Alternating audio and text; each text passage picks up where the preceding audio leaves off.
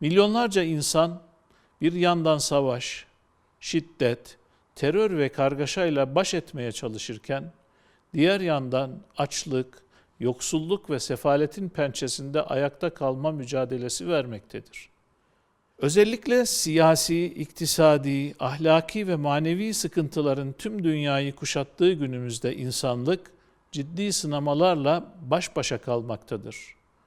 Kutsal değerlere saldırıyı özgürlük sayan, dini vecibelerin yerine getirilmesini yasaklayan, cinsiyet seçimini bireysel iradeye indirgeyen düşünceler, insanlığın huzurunu kaçıran sapmalar olarak gündemleri işgal etmektedir. Bunlar aynı zamanda kültürel ve dini istikrarın korunması, manevi ve ahlaki değerlerin sürdürülmesi ve farklı topluluklar arasındaki güvenin güçlendirilmesi noktasında da insanlığı zorlayıcı unsurlar olarak karşımıza çıkmaktadır.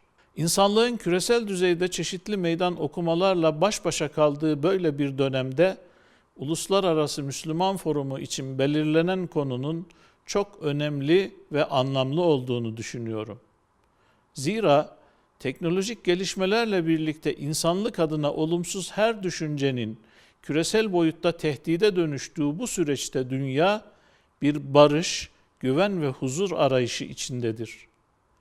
Bu arayışa bir cevap vermek, modern çağın getirdiği sorunlara İslami bir bakışla çözüm üretmek ve herkes için yaşanabilir bir hayat inşa etmek ise Müslümanların uhdesindeki tarihi bir sorumluluktur.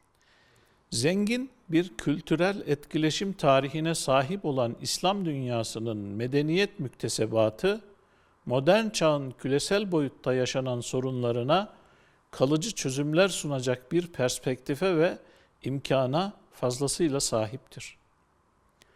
Değerli katılımcılar, modern çağın getirdiği zorluklar ve sorunlar noktasında aile kurumuna özel bir parantez açmak istiyorum.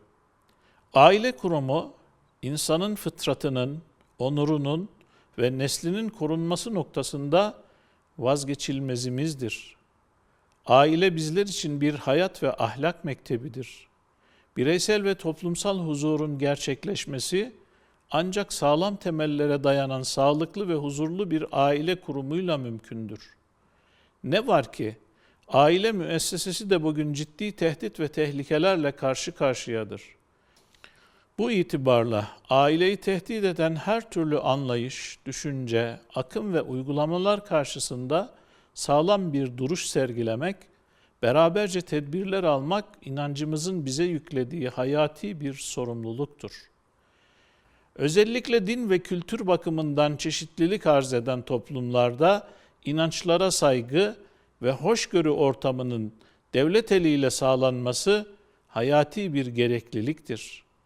Kamu otoritesinin kuşatıcı, birleştirici ve bütünleştirici bir yaklaşım sergilemesi, bir yandan fertlerin vatandaşlık bağlarını pekiştirirken, diğer yandan da barış ve güven ortamını toplumsal boyutta güçlendirecektir.